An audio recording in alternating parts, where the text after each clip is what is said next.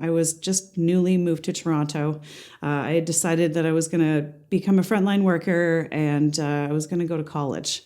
So I was going to George Brown and I was in my first year placement. And I was working in a drop-in that served primarily men. And I was having some conversations with a couple of the guys that were there. And one of them had disclosed that he was HIV positive, but that he was also an injection drug user. And that he was having trouble, like, with his friends, like, trying to access syringes. And so they had been sharing. There was a group of men that had been sharing syringes.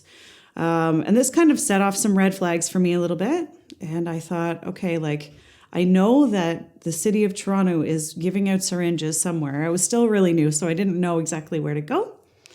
And so I talked to this agency and I said, you know, there's people here and they're using, and like, maybe we where do we get kits? Where can I get them? Can I give them kits? Can I do that? And they said, no, that's not part of our policy. We don't distribute harm reduction supplies. And then they made a suggestion that I get involved in harm reduction.